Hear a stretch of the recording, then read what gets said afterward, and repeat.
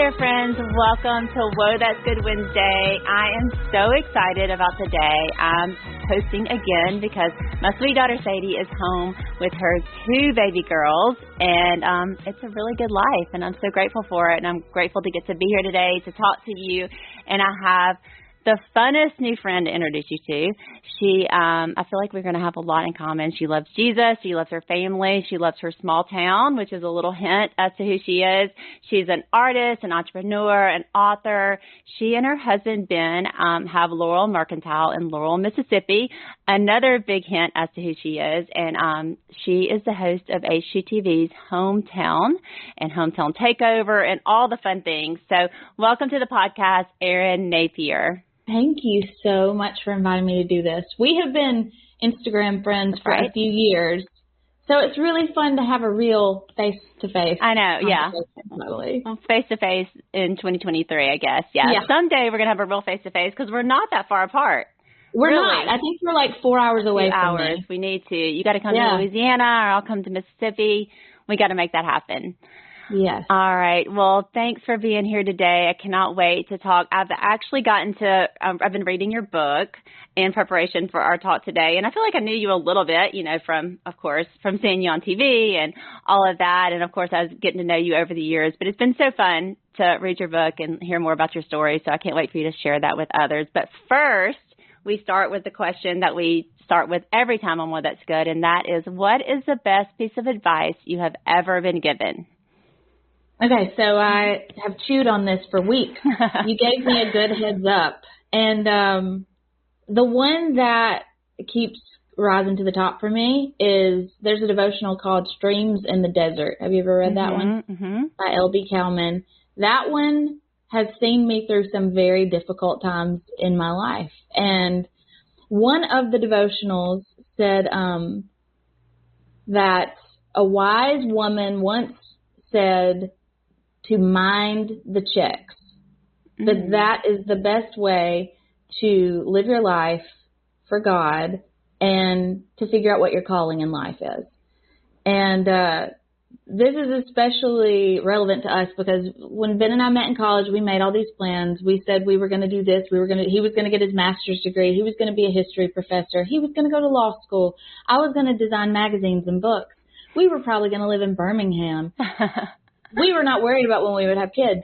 Anyway, none of that happened. Mm-hmm. And that's because we minded the checks. Wow. And that means God sends little whispers of hints, little taps, little that are easy to shrug off or easy to dismiss.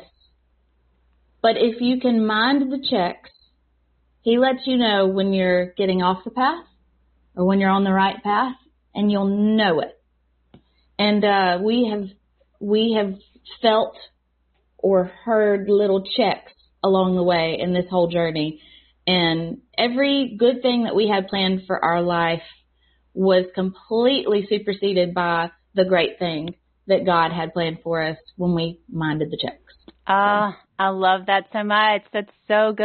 And yeah, you and Ben sound a little bit like Willie and I. We were young when we got married, and we had all kinds of things that we were going to do. And from opening a bowling alley to I don't even know all the things, The dream. Exactly. If we could just own a bowling alley. That's right. You just don't know. Willie's Willie wanted to be all kinds of things, and we had all kinds of ideas, and all of God's plans were way bigger and better, including to how many kids we were going to have and the order that we were going to have them and all those things. God's plans are always so much better. And I love that. I love that idea. I'm going to remember that, mind the checks, because it is, it's the quiet voice of God that you have to it's so quiet. Listen to and be in tune to see where He is leading you and the things that He has put in you. I love to think about our kids, and as I've seen them grow up, you can look back, and I know you're your kids are still young. So like you're in that phase, but you start seeing those things that God puts in them, those like gifts or talents or just natural abilities that they have, like whether they're more confident or they're a little bit more cautious or they're this or that, and all those things God's placed in them. As you see them grow up, it's so fun to see that like, oh, God put that in you from the time you were born. He had a plan for your life so early on. And I think that the more we're aware of that, the better we're. And one of my biggest prayers is that I will recognize what those are and that I'll nurture them the right way. Yeah, that's so good. My parents were very good at nurturing creativity, even though my dad was not what you consider a very creative person. He was a big cheerleader for me in my creative endeavors. Yeah. And it scared him. It scared him. He was like, do you really need to go to art school? What about architecture? Yeah. And I'd be like, that would be more of a safe choice, huh? Yes. And I would be like, I promise, Daddy, I'm going to work hard. I'm going to work hard. And he'd be like, all right, let's do this. And my mom was very creative. So that's where I got it from. It all came from Mama. But I hope that I'll recognize it. Those are checks too. Yeah. Our kids are giving us checks, but we're maybe not noticing. Yeah, that's so good. Yeah. And I think that a lot of young people listen to this podcast, and it's like, I've noticed this, Sadie and I've read about this. It's like purpose anxiety. It's like there's a lot of young people having this like anxiety about like what's their purpose or what am I supposed to do or where am I supposed to be. And I always say, like you just got to take that next step. God is directing your path. He's with you. You've got to listen to him, but it's not like I'm going to like make the wrong choice and God is not going to be with me. I'm not going to I'm going to move to like Mississippi and God's not there because he said, go here. God is with you wherever you go, but it's that listening to his voice creates that abundant life that he has for you. So I love that. When you're talking about being a teenager, being young, and that creativity that you had, I know in your book you talk a little bit about feeling different as a kid and as a teenager, and what was that like for you, and kind of what's your perspective on that now as an adult? I think I just lived in a house with people who were so much older than me. My brother was 9 years older, and then my parents, and they were my best friends. I mean, that's who I spent all my time with. And so when I went to elementary school, I just had a hard time relating to people my own age. And so they had a hard time relating to me too. And I was always closest to the teacher. I wanted to talk to the teachers, and I don't know. I just, I had a hard time, especially, I guess, middle school, 5th grade. Is that middle school? 5th grade was brutal. Yeah. Middle school's hard. Oh man, it was bad. It was just particularly brutal. I just didn't fit in. By 5th grade, I felt like I was ready to move on. I was done with elementary school. And by 9th grade, I was done with high school and I was ready to move on. I've just always been older on accident. But, I don't know. My family was a little bit different, I guess, in our community. My dad was the first doctor of physical therapy in Mississippi. One of the first, not the very first, but one of the first. And he also was a chicken farmer. And my mom was a realtor, but she was also a writer and a painter. And people didn't pursue that many things at once. It was weird. My parents were probably considered a little bit weird. Yeah.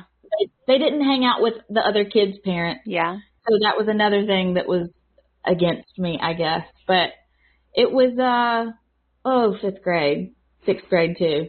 They were rough.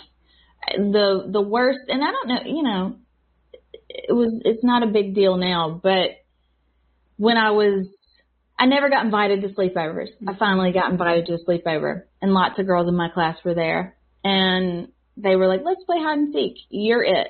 And I had to go to the girls' room and count to 100. And when I came out, they had all left. Oh, no. And they went to the girl across the street's house. Yeah. And it felt devastating as a 5th grader. Yeah. It was hard to... So y'all think I'm really weird and no one wants to be with me. I'm going to call Mama. Yeah. And so I called my mom and she came and picked me up, as every sleepover went when I was little. And I worry if I'm inordinately focused on how things went for me when I'm thinking of May and Helen now. Mm-hmm. I don't want that to happen to them, Mm-hmm. but I also think that it was a valuable tool in character development. Yeah. I so relate to that, feeling like for your kids, like you don't want them to go through the hard times, but you also know those hard times are what shape you and what make you. And so, yeah, how do you feel like that shaped you? And kind of now looking back on it, how do you think that shaped your life? Hey y'all, it's Sadie here, and I gotta say, stepping into postpartum again is another chance to let my body just heal and go back to normal. What is normal? Go back to being strong and healthy, and that starts with healthy habits, even if they're small, and that's why AG1 by Athletic Greens is great for our family. It's so simple and convenient. Christian especially loves how easy it is to fit this healthy habit into his daily routines. Every scoop has 75 vitamins, minerals, and whole food source ingredients, so all Christian has to do is literally put one scoop in his water in the morning, and he's off to a great start. AG1 has helps him stay focused and energetic throughout the day, plus it supports his immune system and his gut health too, which we are big gut health people because gut health makes your mental health better, and everybody knows better mental health is a better world. So sometimes life can be hectic, but AG1 was designed with ease in mind so that you can live healthier and better without having to do a lot. Even when we travel, it's super easy for Christian and I both to just throw some packs into our bag, and it's just like super convenient because traveling can be hard to stay healthy, but this is a great way to stay healthy. We've gotten our friends and family kicked on it too.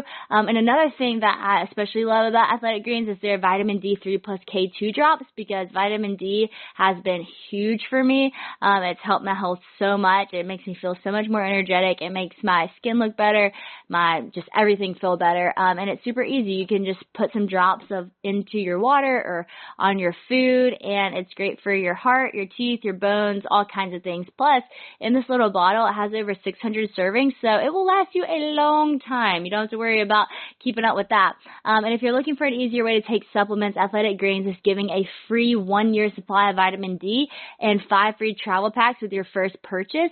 Just go to athleticgreens.com/whoa. That's athleticgreens.com/whoa and check it out today. It made me aware of the one who's eating alone, which is why I fell in love with Ben in the first place. He was hard to miss. He's 6'6", and he was 260 pounds in college, and he has lost so much weight. He's gotten so slim. That's awesome. But you just couldn't miss him when he's in a room because he's the big guy, and he was the president of all these clubs. But I had a disdain for the popular guy in high school.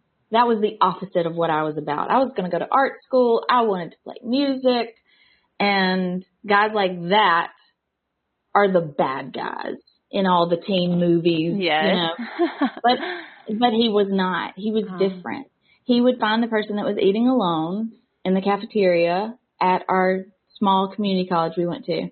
There were 6,000 students. It was a pretty awesome college experience for 2 years. But he would find the person eating alone, and he would sit with them, and he would be their friend. He would ask them questions. He makes you feel invested in you from the first conversation. He really wants to know people. Yeah. And I think that's a ministerial part of him. He grew up a preacher's son, and then he was in student ministry for years, but he just wants to know people. Yeah. I am an introvert. I don't ask people questions. I just sort of shrink. And I would watch him, and he was always dating, cheerleaders or girls on the dance team. And I was like, I am just not that girl. He will never know I exist. And I was not eating alone. I had lots of friends. They were the art department kids, and we did yearbook. And, but then the few times he finally, I was in a place where we spoke to each other. We had friends in common. I was just so nervous that I totally bombed. He was so kind. Apparently you didn't. Apparently you did not bomb because you ended up together. So, Corey, I bombed. We were both getting a fountain drink at McDonald's in Ellisville, Mississippi, and I had a friend who was eating with me, and she was like, "Erin, do you know Ben?" And I was like, I don't know him at all, but I want to marry him. He smells so good. He's so nice. My gosh, he's so handsome. And anyway, he was like, hey, I'm Ben. We haven't met before, but I've seen you around campus. And I was like, yeah, you look like a guy that I work with. I worked in the hospital pharmacy then, and they looked alike. I noticed this because I had a little crush on the guy at work because he reminded me of Ben Napier. And Ben said, we must be a pretty good-looking guy. And he was joking. And I didn't know what to say. And I went with, I guess. Oh, no. What could I say? Right. What could I say? You're like, yes.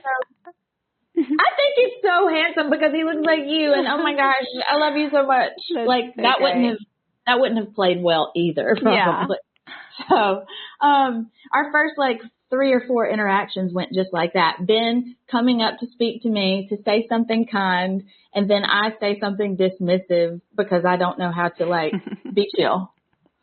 But that is, I have so much appreciation and admiration for the people like Ben who want to include and notice everybody. And that's what I hope my girls pick up. I hope that they are the outgoing one. I am not the outgoing one. For me, it's difficult, and I try, but we're working hard on lessons like Helen has a friend at school, and she says, I don't think that we're friends anymore.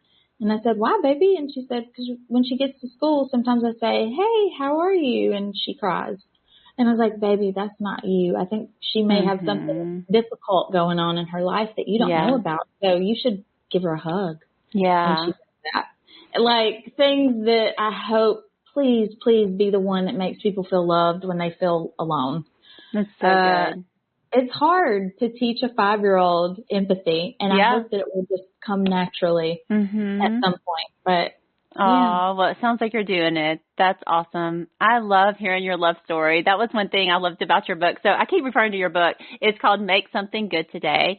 And it's a memoir, but I was thinking as I was reading it, it reads like a love story for within your relationship, your marriage, and also a love story for your hometown and for the life that God has given you. And I just love that so much. I feel like a lot of times you read memoirs and they're heavy, and that's good too, because you do, I think you learn empathy from reading about other people's stories and all that. But for yours, it just felt like reading a novel that was a love story, and I love it so much. So, one of the things you talked about with Ben and your relationship, and you mentioned you hit on it a little bit about his faith, and I love that you talk about his faith being so integral into who he is, and we talk about that a lot. It's our faith, and one of the things that there's an author, Alicia Cholet, she writes and she talks about faith is central to who you are. It's not first, because first is something that is in an order or whatever. Yes, but it's central to who you are. And whenever you can kind of understand that, you understand the relationship that faith is meant to be. And I thought about that as you were kind of talking about Ben's faith and how you were drawn to that. Yes, it's just such an easy part of who he is, and has been since he was a little boy. His dad became a minister when Ben was, I think, about 10 years old. So it wasn't his whole life that he was a preacher's kid, but it's like I grew up in a church where our youth minister criticized me because I really loved Jewel, her music. Oh, yeah, okay. And that made me feel like I can't love Jesus and music at the same time, and that was conflicting. And it pushed me away from the church in a way that I don't think I felt like, what kind of God would give the world music and then punish you for loving it? Yeah. And that was hard for me. And so then I met him, and faith was something completely different. It was just like the air he breathed. Yeah. Right. It wasn't a thing that required a lot of effort or upset. And I wanted to be a part of that. So I loved those 10 years when he was a youth minister. I had such a great time. I kind of just volunteered to be with the girls in the group, that I would do the lessons with them and he would go with the guys and we would do separate retreats. And that was a really special time in our young marriage. When we had just gotten married, that's what we did together. We've been inseparable since we met. But when the years we were engaged and when we were married, that was those kids in our youth group were a big part of our relationship. Mm-hmm. That's really special. Really similar to Willie and I's story. He was a youth minister. I was a children's minister. So we were the same way in those early years of our marriage. It was so sweet to have all these teenagers in our apartment or in our home, and just to get to kind of like grow with them a little bit and learn from them as well. I love that. And I love what you shared about just that, faith being who you are in all aspects. And it's not like exclusionary of like, oh, okay, it's what happens on Sunday morning and then what happens everywhere else is different. You know, it's just integral into your whole part of your life. And I love, thinking about what you guys do in television now. And that was the same for us in Duck Dynasty. You know, we said, we don't, this show, it's not a show. We're not preaching. We are who we are. And hopefully people will see that there's something in us, and it's not us, it's Jesus. And I feel like you guys do that so beautifully on your show. How did that come to be? How did you end up with the show on HGTV? That was such a crazy story. We didn't mean to be on TV. That was not ever the plan. We renovated this house, and I documented it in an online journal called Make Something Good Today. I wouldn't call it a blog exactly. I didn't have beauty tips or, stories about it. It was just I wrote about the best thing that happened every day in an effort to focus on counting blessings because I'm an anxious and worried person by nature. And that really, really transformed my life to write every single day about the blessings, and only that. That's so good. And you find that if you can train yourself to count the blessings and discount the sadnesses or the worries, that it changes who you are.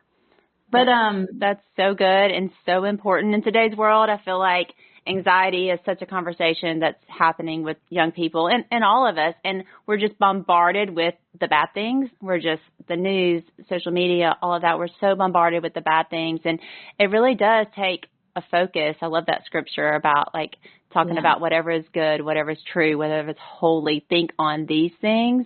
And I feel like you're talking about that. And so tell us a little bit about, you had a journal called Make Something Good Today. Called Make Something Good Today. And so sometimes the best things were things we had done in the process of renovating this house. And I owned a wedding stationery company for almost 10 years. That was my first baby. And we were interviewed by a magazine called Southern Weddings. And the article was about Southern newlyweds. And because I was in the wedding industry and we had renovated our own house, they wanted to know about what was that like, working together to renovate your first house together. And an executive at HGTV named Lindsay Widehorn happened to see that article, and she reached out and asked if we had ever thought about doing TV. Wow. And the day she emailed was the day Ben had written his resignation letter to the church. Oh, my goodness. Hey, sisters and friends, y'all, we are so excited for September 8th and 9th to get here, and I know it will be here before we know it.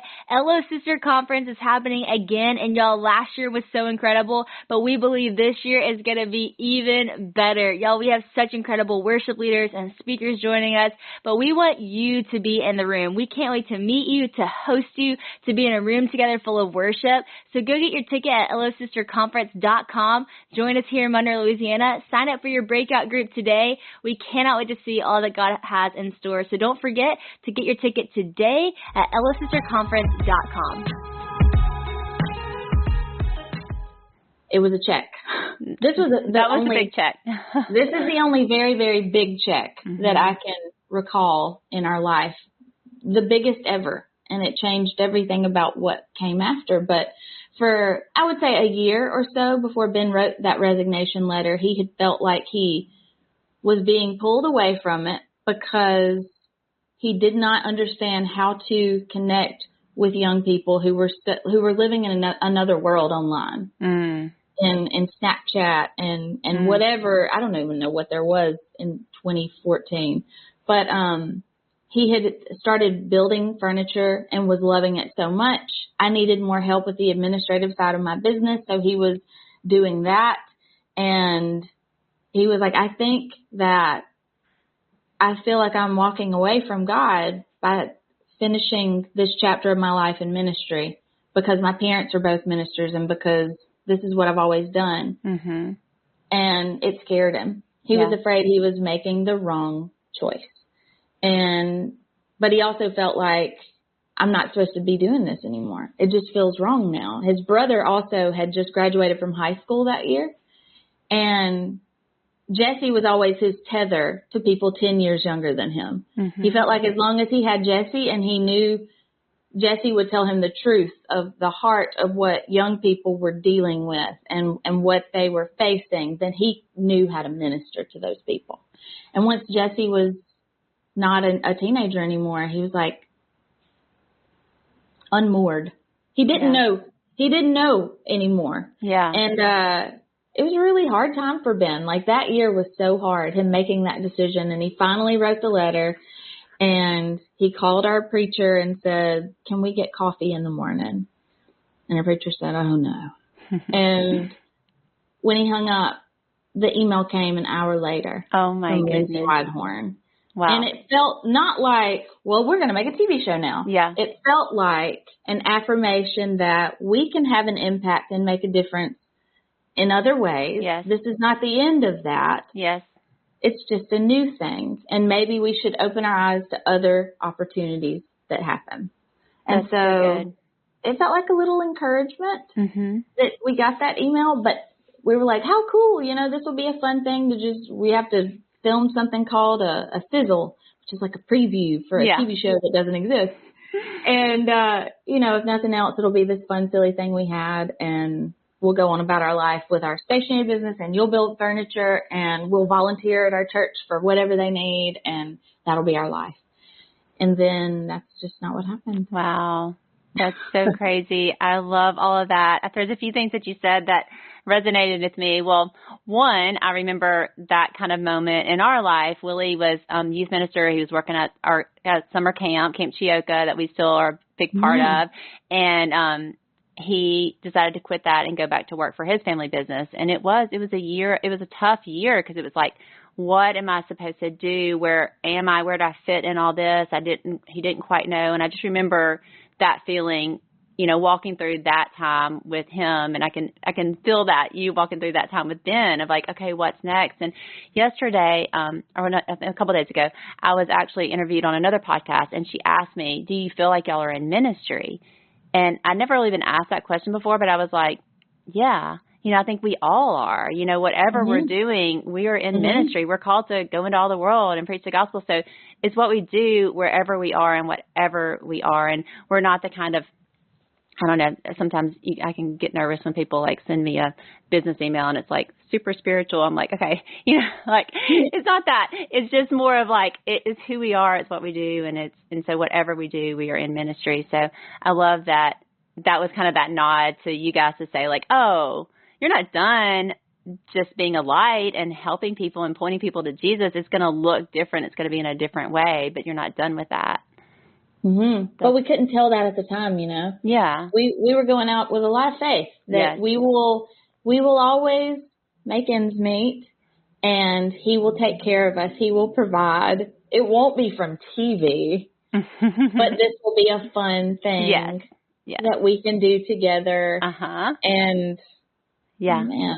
Well, and that step into television too, it's so weird. I remember the first year that we did it, telling Willie, it was like, should we like gear up? Because like, we're going to have a TV show. What happens if it hits?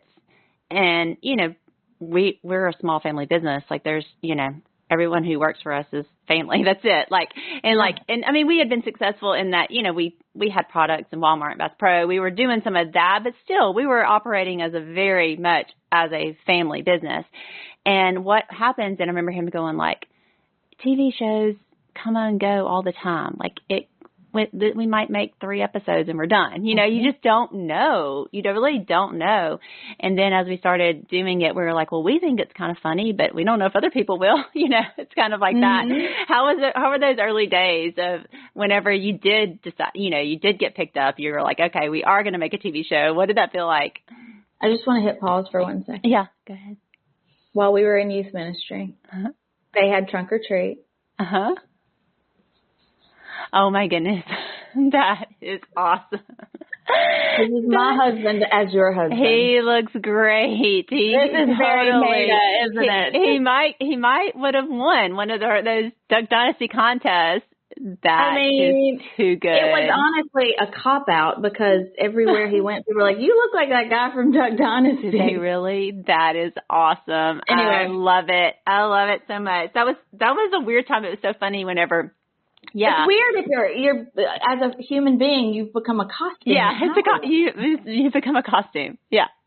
But that had to be weird so for you. Fun. It was weird, but it was fun. It was just like, and we always say, we feel like God just kind of lifted us up and carried us through that crazy time. And he does. He prepares you for things that you have no idea he's preparing you for. Yeah. It's, it felt like, we were doing a very small thing, making a documentary basically about our friends and our life at home, and that probably no one would see it. When you're making it, it doesn't feel, I don't know how it was for making your show, but making a home renovation show, it feels like you're installing a window. Mm-hmm. Today at work, I installed a window. Mm-hmm. I made a basket, and then I tiled a fireplace, and then I went home and I cooked supper, and that's what it felt like, what it feels like to make Hometown. Yeah. And then you see it's in its finished iteration on TV, and it's a story. Yeah. And it has an impact. It means something to people that you would never imagine are seeing it or having connections to it. But I think God has somehow put some sort of, I think of us like we're covered in some sort of bubble where I don't feel that. Yeah. I don't feel like we're making a TV show I still don't. We've been on the cover of People magazine 5 times. It must be the same as being in your local newspaper because I'm not a big deal. This can't be a big deal. Yeah. Everything has become, I don't have the big head, as they say, because I don't feel any different, and I don't feel like the work I'm doing is any different. God has done something there. Yeah. It's very strange. You know how after you have a surgery and they give you a medicine, and you know that, like Ben just had massive shoulder surgery, and they gave him medicine afterward, and he's like, nothing hurts, but you know it really should. Yeah. Yes. Yes. It's like that. It feels that way. Like God has put some sort of hedge of protection around our brains and our hearts that we don't feel any different at all. I know exactly what you're saying. I say that all the time. That's kind of that feeling of God lifting us and kind of carrying us through, because it did not feel that weird. It felt very normal. And I know a lot of it was very weird and strange, but it kind of just felt like our life. And we have a video of that Willie actually filmed, and he said he remembers thinking, I'm going to film this because later this is going to seem weird, but just walking out of our Duck Commander warehouse, and we still have a lot of fans that come, which we love and we're so grateful for. But during that time period, there would be, hundreds and hundreds of people outside as soon as we'd walk out every day. And it was just, we had to kind of like buy up all the property around for parking. And it was just kind of this, like, people just came and came and came. And it was, now looking back, I'm like, that was weird, because you would walk out of work and there would be these cheering crowds, And I think in the moment you like have some sort of self-protection thing where your brain goes, they're not here for me. No, in the moment it didn't feel that strange. For something else. Yeah, you just walked to your car and went home, just like you normally do, and we'd be at the grocery store and people would say, like, why are you at the grocery store? You're like, because we need to buy food like everybody else. Like, Exactly. And I think that y'all had the privilege that we had of doing it in your hometown. And I love that so much, because it is all the things that are really important stay the same. Your friendships and relationships, and we go to my mama's house 3 nights a week, and we eat dinner there, and the girls jump on the trampoline, and all those things get to the things that are actually really important that will still be there whenever whatever this fame goes or comes and goes, or what remains. And I think that you had the privilege of that, and we do too. And I want to talk a little bit about that, about like coming back to your small town, because I do feel like that is another thing that young people, they're like, oh, I can't go back to my small town because, I'm not going to find anybody to marry there. I'm not going to, like, I need something bigger or whatever. And there is a beauty in that, just going back to your roots and going back to where people know you and have known you your whole life, and where your family is. And we're such big family people, and I know not everyone has the blessing of having that. And so just talk about that, like going back to your small town and family and creating family wherever you are. Yeah, so we went to Ole Miss after the community college where we met, 15 minutes from my parents' house. Mm-hmm. But I still lived in the dorm because it was college. And then we went to Ole Miss, and at Ole Miss, he was roommates with a guy I was friends with in high school that I'd known my whole life. And then I met Mallory, my best friend. We were roommates. I introduced her to my cousin Jim. They got married. Josh married a girl that he met after college, but then she moved to Laurel. So we had this family that began in college, and we just brought it with us to Laurel. Ben had moved around. He's a Methodist preacher's kid. So every 5-ish years, they moved to a new church. So he was used to moving his whole life. He never had roots anywhere. And this was big for him to, I've had roots here that go back, 3 generations. So this is home. And he was happy to have a place to put down roots. And my mom and dad now live, 5 minutes away, and my brother's 10 or 15 minutes away. And Ben's little brother, who was the high schooler when he was in youth ministry, he and his wife have 2 babies, and they live a block from us. It feels really good I know that it's a thing that people do. They move far away from their parents and their siblings, but I haven't ever experienced that. I went to Ole Miss for 2 years, and then I came back home. And I thought that I had what it took to get out there and leave and see the world. But the truth is, none of that is as good or important or as special for me as being with my family, who were there for me my whole life. Yeah. And there's just so much comfort. And I call my mom 2 times a day probably, and she'll just drop in at our house, or we just drop in at their house. Every day I see my parents, and I'm excited that one day when I don't have them anymore, I won't have regrets. Mm-hmm. And I won't have regrets that my children didn't know them. Yeah, absolutely. And that's worth more than any experience or being able to eat at fancy restaurants in a bigger city. Yeah, it's worth so much more. Absolutely. I love that so much. That's not a priority for everybody, and not everybody has that relationship with their parents or their siblings. And I can understand where it might feel like the right thing to do to leave. Mm-hmm. But for me, I just love being able to see my mom and dad, go watch a John Wayne movie, go have a hamburger at their house. It's just so nice. Yeah. We feel the same way. All of our kids have moved away for college or for a few years, and then kind of made their way back, and we're so grateful and love it. And we're right there. My parents are right next door. Willie's brothers are in our neighborhood. My grandmother, who's now a great grandmother, is right there. And we just think, just the value of having those different generations living in community together. But also I think, just the value of community, and it doesn't have to be your blood family, but just finding those people. I love your saying your family, like friends and family mixed together. And I just love that, because I think that is what's so important. And I remember whenever Sadie moved back here, she had been away for several years through her kind of like college years. She'd gone to Nashville and came back, and her having to really work to reestablish those friendships and that community. And it doesn't just come easy. You do have to set down those roots and work at it. And I read about that you guys would hold like potlucks on the lawn and things like that. Talk about that a little bit, because I think that is so important for people to understand. It's not just, doesn't just all come. And even with family, like we all live beside each other and we are close and we love one another, but it's not perfect. Like you have to make a point. You have to make an effort. You have to, make sure you walk outside of your door and go next door and go have coffee with your grandmother if you want to keep a relationship. You have to do those things. And also you have to, look past things, give grace to one another whenever you disagree, and you don't to live in community like that. Isn't there a huge deficit there where people are showing less and less grace towards each other if they have a disagreement over one thing. Yes. If I believe in this and you believe in that, Yes. and we disagree on that one thing, but in everything else, we have this very happy and good friendship, we're going to throw it away over the one thing?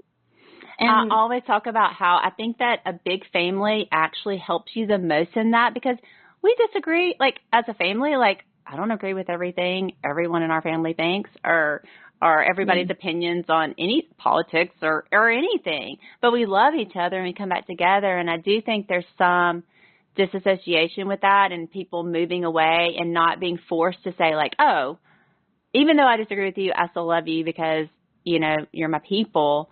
That has become so prevalent in our world today, that just writing people off that disagree. Yeah. We are, I feel like if there is a ministry in hometown, people do love to see that no matter how bad something is, it can be brought back. That applies to people. And I think the other thing is they see us welcome in people who stereotypically they think we would not be welcoming to. Yeah. And I think that that's a big opportunity to show people Jesus, in that I don't have to agree with every homeowner I have on my show. I just have to show them love. And that is something anybody can do. And we're doing it less and less. We're letting the things that we don't agree on be the thing that keep us from creating community. Yes. Communities fail when people don't look for the things that they do appreciate about each other. I think there's probably some people in pop culture who aren't believers, but they do a lot of good in the world. Yeah. We shouldn't discount the good that they do. Yeah. Just because, and maybe, you know, God is going to find a way to turn their story around and they become believers someday. Who knows? But we shouldn't discount the good that people are putting into the world, even if we disagree on some things. And I think that's another reason I'm so, like, I have some really strong feelings about social media and our kids, our teenagers. I don't think that young people, 8th graders, 9th graders, 10th graders, certainly not 5th graders, are in a position emotionally and maturity-wise where they can see something online, recognize that's different from what I believe, and that's okay. I don't have to be that way. I don't have to follow. I don't have to follow what social media tells me to do, and I don't have to feel pressured or judged for being the way I am because of social media. It's hard enough to be 14. Yeah. Without all the pressure and all the voices, the thousands and thousands of voices that can come into your life and social media. I wanted to talk to you about that a little bit, because I saw your post about that you're starting something, and you gave us just a little tease. So you didn't tell the whole thing, so I don't know if you're ready to tell the whole thing yet. But I am cheering you on 100%. You mentioned that earlier about Ben working in youth ministry when kind of that whole thing was coming up, and that's our kids' teenage years, you know, when Snapchat and Instagram was all kind of becoming this thing. And, you know, it's a scary world out there, because you're like, all of a sudden your kids can be opened up to the whole entire world and who might come into them and speak into their life. And is very disarming. And, you know, we didn't do it all perfectly. I always tell our kids, I'm like, I think you'll do it better because you know more. You know, right. You know when you more. Know more, do more. Yes. But exactly. When you know better, do better. But seriously, parents who have kids your kids' age are feeling a lot of guilt about, I let them have social media. I didn't know, but you didn't know. Yeah. And I just remember all of a sudden the internet is in everything. All of a sudden, you know, when our kids were teenagers, you could control it by like your computer that's in the main part of your house. There was that. Then all of a sudden it's like, oh, you can get on the internet on your Kindle. You can get on the internet on your Mario, whatever. It's all these Yeah. things and like all this access to our children. And like they're kids. Their brains aren't fully developed. They're not ready for all that access. So I love that you're talking about it more and speaking out about it. And God didn't design us to know the opinion, what 1,000 people think about us. Right. Mm-hmm. We were never designed to know what 1,000 people think of us. Mm-hmm. And that's where social media is dangerous. An adult, I think, can take that information. You can hear what someone's opinions are of you, and it still stings. Yeah, right. But it also does, I know that it's not, they don't know me. Mm-hmm. They know it's a picture of me that looks a lot like me, that sounds a lot like me, but it's not who I am. Right. And I understand that separation where 16-year-old me would not have. It would have crushed me. Mm-hmm. It would have absolutely crushed me if I had had access to what I know that teenage kids have access to now. I'm so passionate about this one thing because it feels like social media access for our kids. I feel like when you're 16, you can drive a car, right? When you're 21, you can have a glass of wine. When you're of a certain age where you can handle the repercussions, mm-hmm. or you can manage what you have to do, then it's okay. Yeah. And I just don't, mm-hmm. I'm not going to let my 12-year-old daughters drive a car. Yeah. Yeah. And I'm in the same way, I'm not going to let my 16-year-old daughters have access to something that could crush them. Yeah. Mm-hmm. And one day it'll be their decision, and they can, and I hope by then see it for what it is.